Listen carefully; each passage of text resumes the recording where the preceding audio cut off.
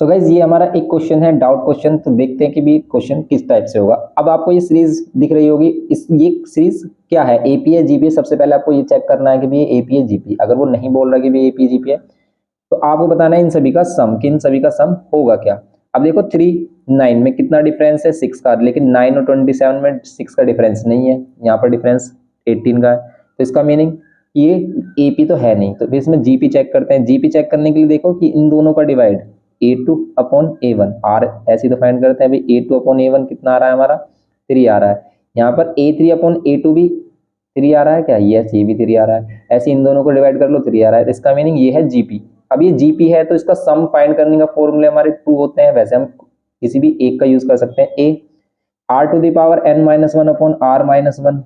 अगर क्या है हमारा r, इसमें क्या है ग्रेटर देन 1 है। अगर r की वैल्यू ग्रेटर देन 1 है तो हम ये वाला फॉर्मूला यूज करते हैं। वैसे आप कोई भी फॉर्मूला यूज कर सकते हैं, 1 minus r to the power n, 1 minus r to 1 minus r भी इसमें यूज कर सकते हैं, लेकिन हम इसको यूज करेंगे।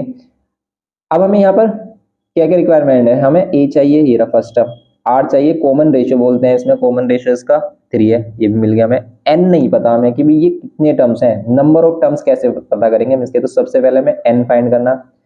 n के लिए इसको हम nth टर्म लेट कर लेते हैं इसका, और nth टर्म फाइंड करने के लिए जीपी में nth टर्म फाइंड करने का क्या फॉर्मूला होता है, a r to the power n-1। an की वैल्यू अगर हम क्या ले लेते हैं 6561 इक्वल्स टू, यहाँ पर क्या कर लेते हैं हम, a की वैल्यू 3, a की वैल्यू 3, और फिर यहाँ पर ये r की वैल्यू क्या होगी, r की वैल्यू क्या होगी यहाँ पर 3, और पावर कितनी n-1।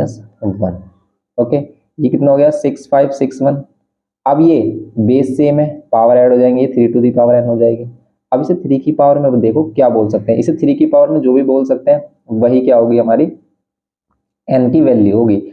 अब इसको फाइंड करो, तो कैसे फाइंड करेंगे, आप देखो इसे 3 से डिवाइड हो रहा होगा। अभी कितने टाइम्स हो रहा है 3 से डिवाइड, जैसे 3 2 6, 3 1 3, फिर 2 कैरी 3 8 24, फिर 3 7 21, फिर 3 से देखो 3 7 21, फिर यहाँ पे 3 2 6, फिर यहाँ पे 3 9 27, फिर 3 से देखो 3 2 6, 1 कैरी 3 4 12, 3 3 9, फिर 3 से देखो 3 8 24, 3 1 3, फिर 3 से देखो 3 2 6, 3 7 21, फिर 3 से 9, और फिर 3 से 3, और फिर ये 3 से 1, ये होगा। तो कितना है 1 2 3 4 5 6 7 8, 8 आ रहा है, मीन्स ये 3 टू दी पावर 8 है, और ये 3 टू दी पावर n, इसका मीन्स n की वैल्यू क्या हो गई, कंपेयर की हमने 8।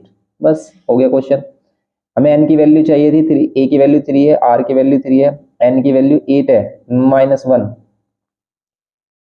अपोन में r-1 करेंगे, मीन्स 3-1 करेंगे 2 आ जाएगा। तो यहाँ पर 3 टू दी पावर 8 अभी हमने सोल्व किया था, ये आ रहा था 6561, और इसमें से -1 कर दो अपॉन 3 -1 2 हो जाएगा, ये 3 इनटू में यहाँ पर कितना हो जाएगा 6560 डिवाइड बाय 2, 2 से इसको डिवाइड कर लो, या तो आप पहले 3 से मल्टीप्लाई कर लो तब कर सकते हैं, या फिर 3 से हम बाद में कर लेंगे। 2 से डिवाइड करेंगे, 2 3 जा 6, फिर ये 2 2 जा 4, 1 कैरी 2 8 जा 16, और ये 0, 3 से मल्टीप्लाई करो 3 8 जा 24, 2 कैरी 3 2 जा 6, और 2 8, और 3 3 जा 9, ये इसका आंसर है। बस ये सम ये आ रहा है हमारा, तो ये करना था हमें। तो ये जीपी का सिंपल सा क्वेश्चन है। तो सिंपल से क्वेश्चन है, ये सभी क्वेश्चन आपको हमने बताया है कि भी जीपी में किस टाइप के क्वेश्चन हमें करने होते हैं। और ये सभी पूरा लेक्चर जो है इस पर कंप्लीट फुल लेक्चर है वो आपको मिल जाएगा, उसका लिंक डिस्क्रिप्शन बॉक्स में मिल जाएगा, आप उसको देख सकते हैं।